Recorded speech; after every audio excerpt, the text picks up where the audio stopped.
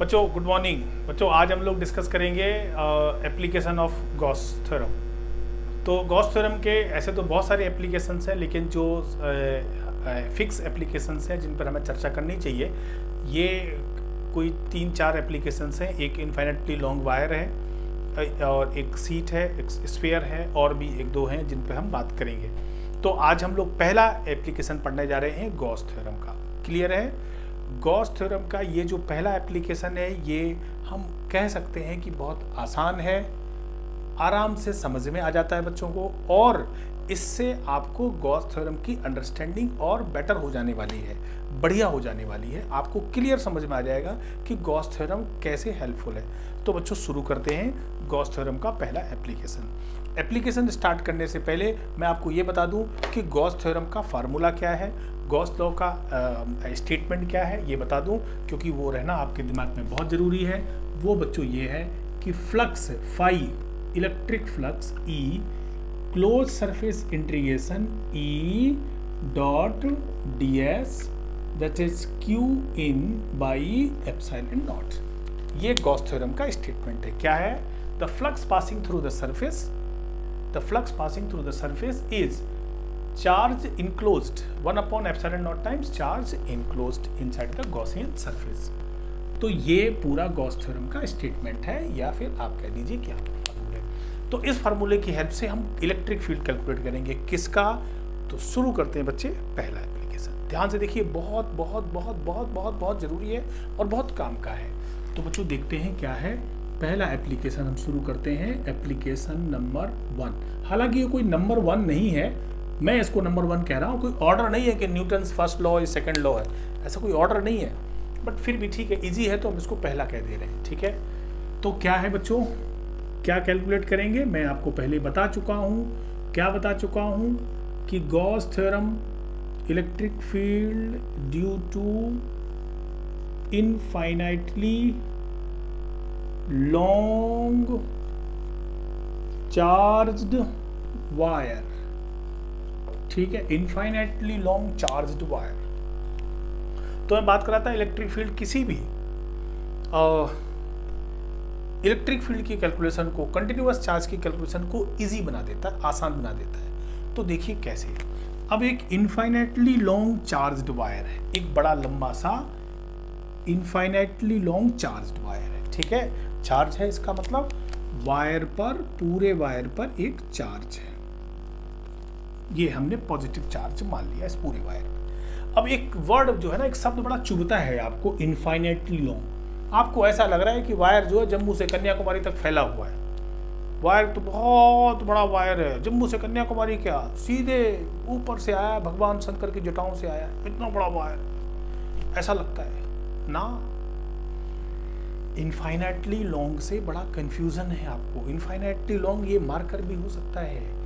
Actually इस marker की length के कंपैरिजन में जिस डिस्टेंस पे मार्कर की लंबाई इतनी है, अगर ये मान लेते हैं कि फॉर एग्जांपल अगर ये 10 सेंटीमीटर का है, तो आप 1 नैनोमीटर की डिस्टेंस पे, मार्कर से बहुत क्लोज डिस्टेंस पे अगर आप इलेक्ट्रिक फील्ड कैलकुलेट कर रहे हैं, तो इसका मतलब अब ये वायर इनफाइनाइटली लॉन्ग हो गया। तो इनफाइनाइटली लॉन्ग कितनी डिस्टेंस पे हम इलेक्ट्रिक फील्ड कैलकुलेट कर रहे हैं उसके कंपैरिजन में। ठीक है, ये मतलब है। तो इसका मतलब बहुत बड़ा वायर नहीं होता है। अब क्या करेंगे? तो हमारे पास ये वायर हो गया। अब हम Q/R² तो लिख नहीं सकते हैं, क्योंकि वायर पर हर जगह चार्ज है, तो ये कंटिन्यूअस चार्ज है। अब हम गॉस थ्योरम का अप्लाई करेंगे। गॉस थ्योरम को ठीक से देखिए, क्या कह रहा है? क्लोज्ड सरफेस इंटीग्रेशन, मतलब हमें क्लोज्ड गॉसियन सरफेस का सिलेक्शन करना है। तो गॉस साहब लिखते हैं कि we will select the Gaussian surface cleverly, पर मैं ये कहता हूं कि हम क्लेवर नहीं है, हम तो गॉसियन सरफेस को याद कर लेंगे, समझ लेंगे कि कैसे बनता है। तो मैं एक बार बता चुका हूं कि किसी भी इनफाइनाइटली लॉन्ग चार्ज वायर के लिए या लीनियर चार्ज डेंसिटी के लिए हम कैसा गॉसियन सरफेस लेते हैं। तो बच्चों इनिशियली मैं आपको बता दूं कि हम एक सिलिंड्रिकल गॉसियन सरफेस लेंगे। ये देखिए, सिलेंडर हमने ले लिया, इसके चारों तरफ एज्यूम कर लिया कि सिलेंडर, बहुत आसान है, डरिए बिल्कुल मत, बहुत आसान है। एक सिलेंडर हमने ले लिया, ये सिलिंड्रिकल गॉसियन सरफेस, और थोड़ा सुंदर लगना चाहिए ये। ठीक है, ये एक सिलेंड्रिकल गॉसियन सरफेस हमने ले लिया बच्चों, ये एक सिलेंड्रिकल गॉसियन सरफेस, करेक्ट।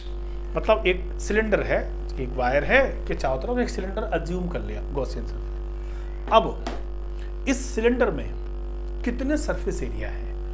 हमारा पुराना नॉलेज ये कहता है कि एक तो सरफेस एरिया ये है, एक सरफेस एरिया ये है, सिलेंडर है ना, एक ऊपर सरफेस है जिसका सरफेस एरिया, इसका एरिया वेक्टर इधर होगा, सपोज दैट S1, इसका एरिया वेक्टर इधर होगा, सपोज S2, दोनों का एरिया वेक्टर सरफेस के परपेंडिकुलर होगा। समझ रहे हैं? सरफेस के परपेंडिकुलर एरिया वेक्टर का कैसे लेते हैं? एरिया वेक्टर का कंसेप्ट क्या है? किसी सरफेस के परपेंडिकुलर उसका एरिया है, जैसे इस बोर्ड का एरिया वेक्टर परपेंडिकुलर होगा उस सरफेस के परपेंडिकुलर, तो हमने पहले क्या कर लिया? एरिया वेक्टर ले लिया। एरिया वेक्टर क्यों ले रहे हैं? क्योंकि मुझे E.ds करना, electric field into area vector Gaussian surface का।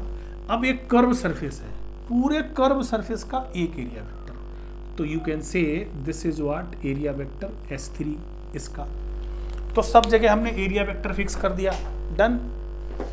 अब उन्हीं जगह पर जहां पर हम एरिया वेक्टर फिक्स कर रहे हैं उसी जगह पर हमें क्या करना है? Electric field. This is positive charge, positive charge की वजह से इलेक्ट्रिक फील्ड E इधर, ये पॉजिटिव चार्ज उसकी वजह से इलेक्ट्रिक फील्ड ये पॉजिटिव चार्ज उसकी वजह से इलेक्ट्रिक फील्ड ये।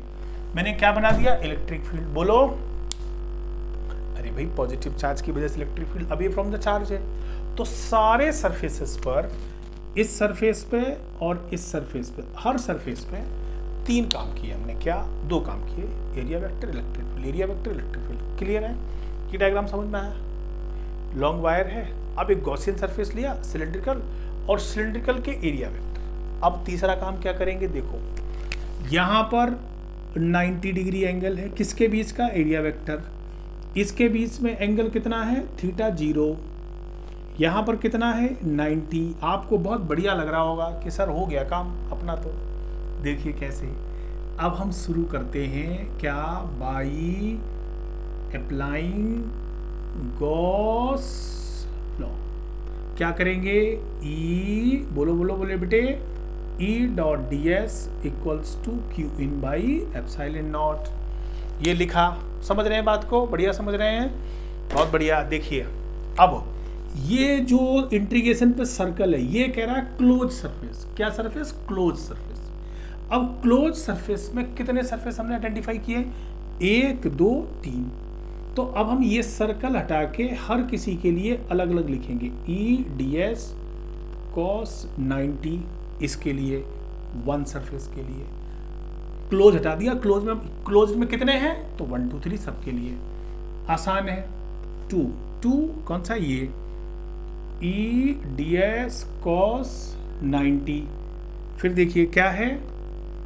E.ds cos 0 थर्ड सरफेस के लिए equals to Q∞/ε0। Charge enclosed किसमें? इस सिलेंडर में जिसकी लेंथ L है और जिसका हमने रेडियस R मान लिया उसमें।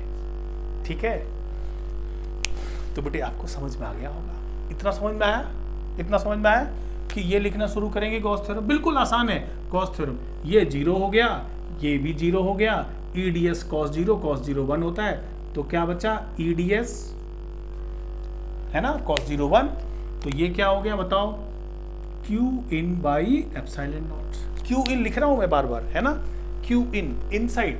तो मैं इसको साफ कर दे रहा हूं, ये भी साफ कर दे रहा हूं। इसकी जरूरत नहीं, इसकी भी जरूरत नहीं, इसकी भी जरूरत नहीं, इसकी भी नहीं। ठीक है, डन। आगे देखते हैं बच्चों। E कांस्टेंट है, बाहर निकाला। E.ds Q∞/ε0।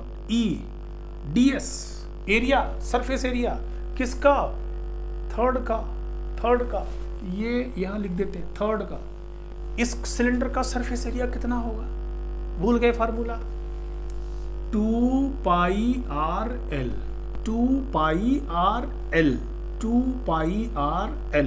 Surface area 2πRL equals to Q∞/ε0।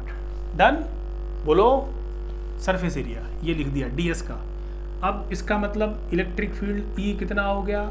Q∞ 2 pi R L into epsilon not. ये समझ में आया? बिल्कुल। एक क्लास में हम लीनियर चार्ज डेंसिटी पढ़ चुके हैं। लीनियर चार्ज डेंसिटी क्या है? दिस वन, ये देखो क्या है, q in, charge per unit length. Charge वो भी किसके? इसके अंदर, चार्ज पर जिसके अंदर उसी की लेंथ, जिसके अंदर उसी की लेंथ, क्यू इन, इसके अंदर कितना चार्ज है, so that become lambda. Lambda is a linear charge density, linear charge density charge per unit length, so lambda upon 2 pi R epsilon not. देखा? तो बच्चों this was the most exciting formula, 2 pi R into epsilon not. So this is what derivation, ये इसका derivation हो गया। Done? समझ में आ गए? समझ में आ गया? बिल्कुल बढ़िया। लेकिन एक बात और समझ लेते हैं यहाँ पर, ये तो बिल्कुल समझ में आ गया आपको, ये बहुत फेमस डेरिवेशन था। एक इसमें हम फिर से बता दूं क्या करेंगे, एक लीनियर इनफाइनाइटली चार्ज वायर है, उसके चारों तरफ एक सिलेंड्रिकल सरफेस ले लेंगे, सिलेंड्रिकल सरफेस की area vector electric field fix कर लेंगे, 2 का एंगल 90 हो गया तो 0 हो जाएगा, 1 का बचा, उसका एरिया लिख देंगे 2 पाई आर। तो बहुत आसान है। लेकिन इसमें एक नई चीज़ निकल के आ रही है, नई चीज़ निकल के आ रही है कि इलेक्ट्रिक फील्ड जो है 1/r के प्रोपोर्शनल है, जबकि इलेक्ट्रिक फील्ड 1/r² के प्रोपोर्शनल हुआ करता है। समझ रहे ना? तो यहाँ पर ये बात भी याद रखनी है कि इसका इलेक्ट्रिक फील्ड पैटर्न अलग है। समझ रहे ना? ये याद रखने, कभी कभी ऐसा पूछ देते हैं कि किसी इनफाइनाइटली लॉन्ग चार्ज वायर में इलेक्ट्रिक फील्ड r² के प्रोपोर्शनल है कि r के है, तो ये r के प्रोपोर्शनल है। ठीक है? इसका फिर हम ग्राफ भी बना सकते हैं बहुत आसानी से। डन? सो बच्चों ये एक पहला एप्लीकेशन हमने गॉस थ्योरम का पढ़ा। इसी के साथ मैं बात खत्म करता हूँ। अगली क्लास में मैं आपको बहुत बढ़िया बढ़िया एप्लीकेशंस के साथ मिलूंगा, जिसमें हम सेकंड और थर्ड और कुछ नए अपने तरफ से डिज़ाइन एप्लीकेशंस की बात करेंगे। तो ये एक बेसिक था जो आपने समझा, ये कैसे करेंगे। थैंक यू वेरी मच बच्चों, मिलते हैं, बाय बाय अगले डेरिवेशन के लिए। Thank you.